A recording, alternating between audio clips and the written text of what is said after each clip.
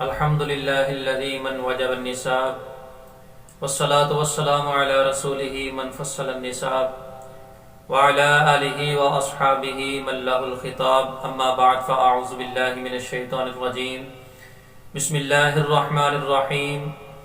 ناظرین، آج میں آپ کے سامنے زکوٰۃ نکالنے کا آسان اور سمپل فارمولہ بیان کروں گا۔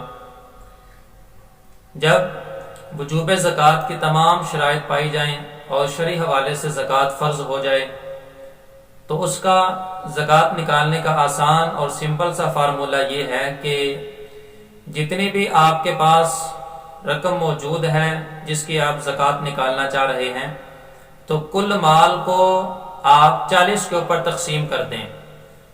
کل مال کو 40 کے اوپر جب تقسیم کریں گے تو جو اس کا حاصل جواب ہوگا وہ آپ کے کل مال کا 2.5% ہوگا۔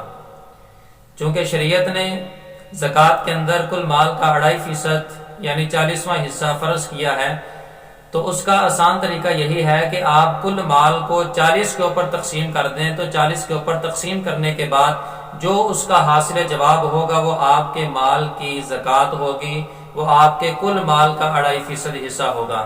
اس طریقہ کار کو میں آپ کے سامنے کیلکولیٹ کے اوپر بھی واضح طور پر بیان کرتا ہوں تاکہ مزید سمجھنے کے اندر آسانی پیدا ہو۔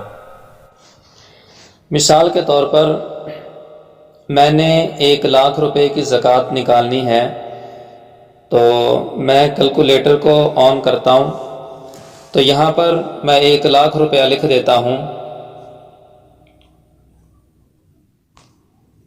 1 لاکھ روپیہ لکھنے کے بعد میں نے اس کو تقسیم کر دیا ہے 40 پر۔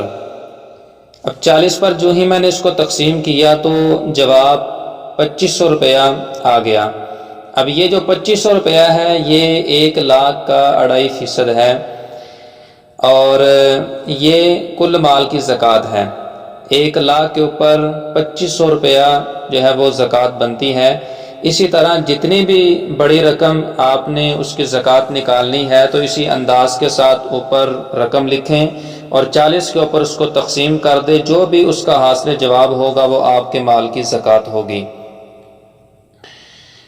اللہ تعالی ہم سب کو شریعت مطہرہ کے مطابق زندگی گزارنے کی توفیق عطا فرمائے، آمین بجاہ النبی الامین صلی اللہ علیہ وسلم۔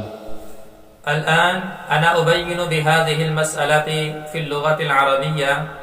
يا أيها المسلمون فاعلموا إذا وجب الزكاة في أموالكم فالطريقة المسهلة لتعطية الزكاة أن قسموا كل الرقم في 40 وما هي حاصل فهي زكاة لأموالكم.